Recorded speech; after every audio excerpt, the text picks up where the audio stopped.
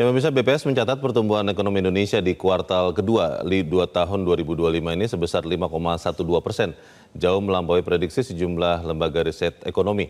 Ada dugaan bahwa data itu mungkin tidak sesungguhnya, namun dugaan itu ditepis oleh pemerintah. Apakah memang pertumbuhan ekonomi 5,12% sesuai dengan kondisi sebenarnya? Kita akan membahasnya bersama dengan Direktur Next Indonesia, Heri Gunawan. Pak Heri, selamat pagi. Selamat pagi. Terima kasih sudah hadir tempat ini.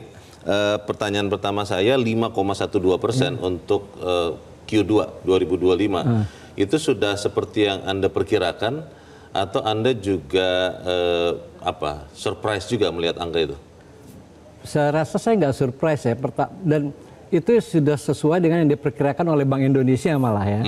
Karena Bank Indonesia itu kan range-nya itu sampai 5,2 sebenarnya. Kalau di dalam proyeksinya Bank Indonesia. Untuk 1 tahun? Enggak, untuk Q2. Q2. Oke. Nah, jadi menurut saya itu kalau kita melihat indikator-indikator yang lebih detail, baik itu dari subsektor maupun rincian dari PDB pengeluaran, dan itu menurut saya relevan. Artinya sesuai dengan kondisi yang sesungguhnya. Misalnya gini, orang bilang ada fenomena rojali rohana. Orang-orang yang datang ke mal tidak belanja. Tidak belanja dan hanya bertanya-tanya. Yeah. Memang betul ada kondisi kayak begitu. Memang kondisinya nggak baik-baik saja tuh kalau industri retail kayak begitu. Kenapa? Karena tumbuhnya pun kecil dia. Dia melambat, jauh, cuma ada 2%. Jauh di atas rata-rata PDB. Apalagi termasuk PDB pengeluaran yang 4,9%. Tapi di konsumsi rumah tangga itu kan yang tumbuh bukan itu yang tumbuh besar. Yang tumbuh besar itu adalah transportasi.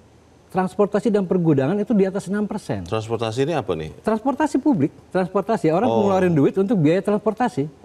Nah, kita lihat sekarang banyak transportasi umum yang baru, LRT apa segala macam kayak gitu-gitulah ya. Nah, itu tumbuh tinggi. Kemudian juga yang tumbuh tinggi itu dari 6% itu adalah komunikasi. Jadi sektor komunikasi. Handphone. Jadi orang makin banyak belanja kuota dan data. Bisa jadi itu. Nah, itu tumbuh. Dan ini konsisten data ini, data konsumsi rumah tangga ini dengan sektornya. Nah, sektor transportasi juga tumbuh positif tinggi. Kemudian sektor informasi dan komunikasi juga tumbuh tinggi. Jadi artinya saya sampai hari ini tidak punya alasan untuk tidak percaya data BPS. Saya hanya bertanya tadi ke Pak Heri sebetulnya surprise atau tidak begitu, bukan soal percaya atau tidak. Pertanyaannya adalah kalau kita bedah satu-satu ya, ada dua atau tiga komponen utama yang meningkatkan pertumbuhan. Kalau kita bicara tadi konsumsi, tadi Pak Heri sudah sempat sentuh. Konsumsi itu yang ditanyakan orang adalah biasanya naik pada saat seputar Lebaran. Dan di tahun ini kan Lebaran itu di awal Q2 itu di bulan April, dan kemudian apakah memang peningkatan konsumsi itu terjadi di bulan April pada saat Lebaran itu? Peningkatan konsumsi itu jadi gini, pertumbuhan ekonomi kita 5,12.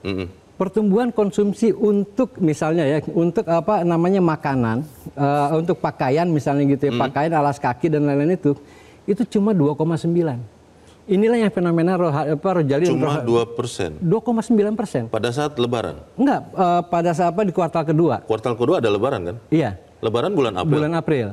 Jadi kuartal kedua itu kan April, Mei, Juni. Iya. Cuma 2,9, memang kecil. Gitu. Tapi pengeluaran masyarakat itu melambung, itu di sektor untuk transportasi dan komunikasi. Kemudian juga di restoran. Nah, ini kan kita bisa melihat fenomena, kalau kita mau lihat sekilas saja ya, satu titik aja misalnya.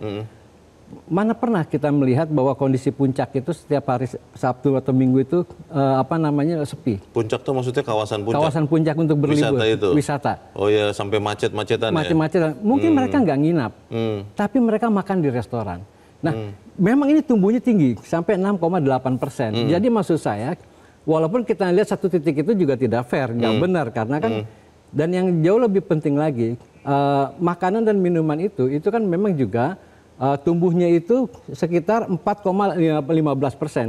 Itu kan di bawah rata-rata, di bawah rata-rata PDB-nya pengeluaran, rumah tangga maupun PDB konsumsi rumah tangga maupun PDB secara keseluruhan. Tapi tetap meningkat. Di bagian berikut nanti saya akan bertanya ke Pak Heri terkait dengan penyumbang kedua ya, pembentukan modal tetap bruto atau industri. Di saat banyak orang melihat angka PMI yang disampaikan S&P itu turun di bawah 50, artinya industri tidak ekspansi, tapi itu justru menyumbang pertumbuhan. Tapi kita harus jeda dahulu dan pemirsa tetap bersama kami, Zona Bisnis segera kembali.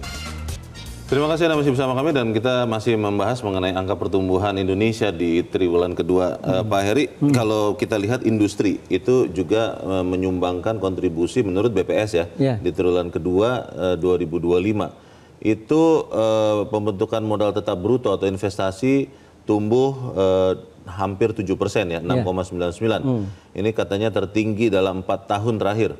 Ini industri mana nih Pak yang menyumbangkan signifikan?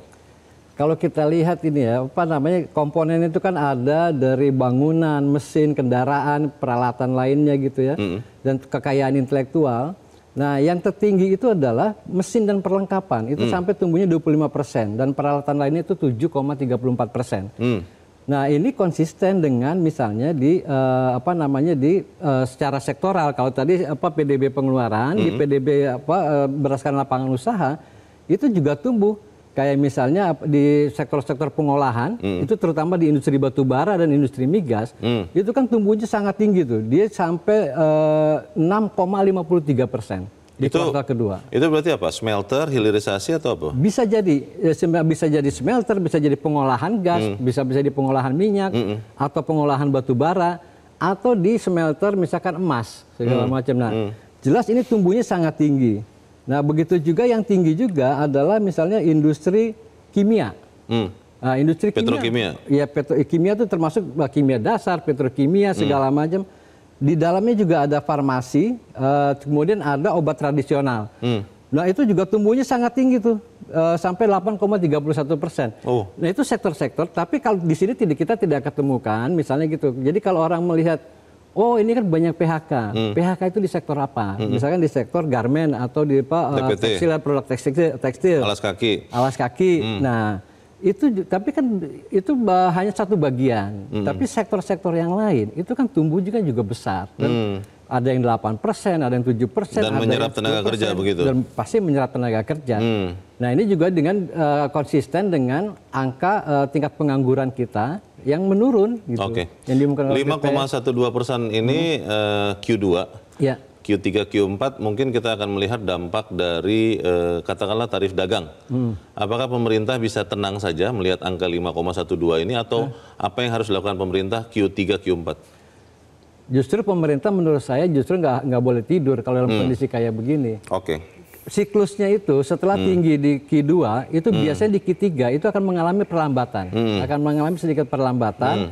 Nanti di Q4 itu dia mulai naik lagi walaupun tidak tinggi. Tapi Q4 itu adalah di situ area itu yang sangat resisten.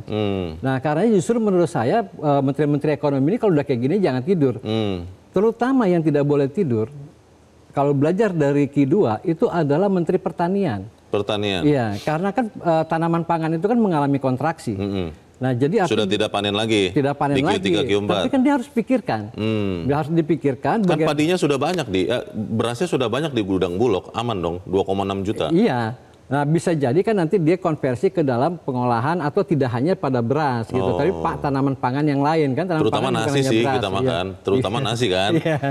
Nah, itu jadi menurut saya selain tarif Amerika segala macam yang kemungkinan kita juga akan kebanjiran barang impor. Nah, kemudian ekspor kita juga akan menjadi mungkin terbatas gitu ya. Nah, itu justru menurut saya pemerintah harus kerja keras. Harus kerja keras gitu. Harus tancap gas. Kita harap itu yang terjadi. Pak Heri Gunawan, Direktur Next Indonesia, terima kasih sudah di tempat ini. Selamat pagi. Selamat pagi. Jelajahi cara baru mendapatkan informasi. Download Metro TV Extend sekarang.